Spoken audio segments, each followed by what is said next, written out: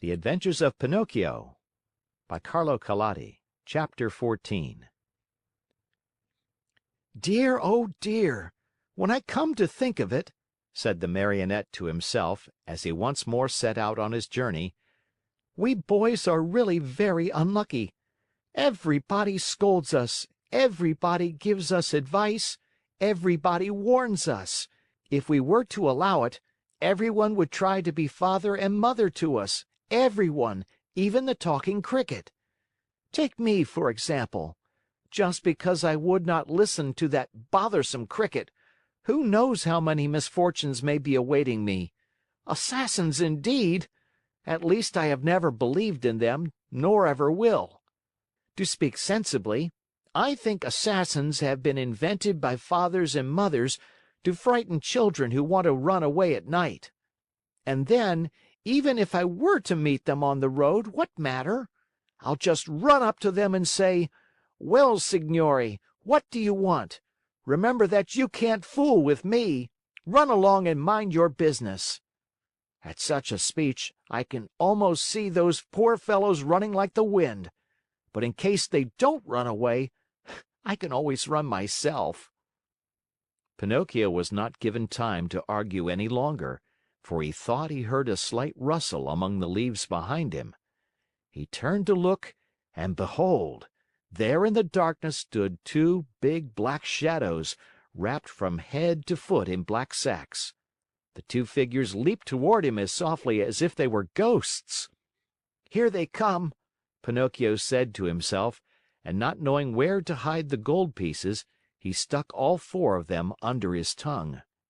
He tried to run away, but hardly had he taken a step when he felt his arms grasped and heard two horrible, deep voices say to him, "Your money or your life." On account of the gold pieces in his mouth, Pinocchio could not say a word, so he tried with head and hands and body to show, as best as he could, that he was only a poor Marionette without a penny in his pocket. "Come, come, less nonsense and out with your money!"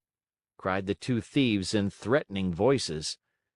Once more Pinocchio's head and hands said, "I haven't a penny."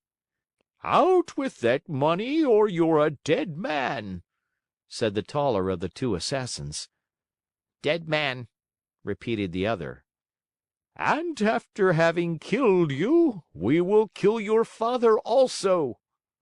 "Your father also." "No, no, no, not my father!"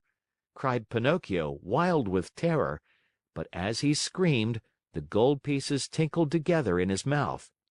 "Ah, you rascal! So that's the game! You have the money hidden under your tongue. Out with it!" But Pinocchio was as stubborn as ever. "Are you deaf? Wait, young man, we'll get it from you in a twinkling." One of them grabbed the Marionette by the nose and the other by the chin, and they pulled him unmercifully from side to side in order to make him open his mouth. All was of no use. The Marionette's lips might have been nailed together. They would not open. In desperation, the smaller of the two assassins pulled out a long knife from his pocket and tried to pry Pinocchio's mouth open with it. Quick as a flash, the Marionette sank his teeth deep into the assassin's hand, bit it off, and spat it out. Fancy his surprise when he saw that it was not a hand, but a cat's paw. Encouraged by this first victory, he freed himself from the claws of his assailers and, leaping over the bushes along the road, ran swiftly across the fields. His pursuers were after him at once, like two dogs chasing a hare. After running 7 miles or so, Pinocchio was well nigh exhausted. Seeing himself lost, he climbed up a giant pine tree and sat there to see what he could see.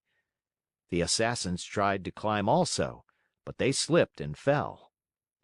Far from giving up the chase, this only spurred them on. They gathered a bundle of wood, piled it up at the foot of the pine, and set fire to it. In a twinkling, the tree began to sputter and burn like a candle blown by the wind. Pinocchio saw the flames climb higher and higher.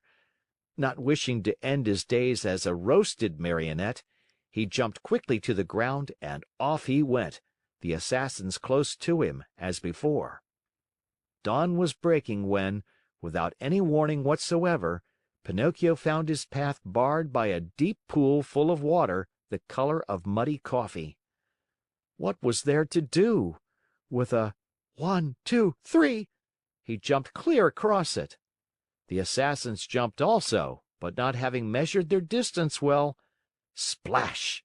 They fell right into the middle of the pool.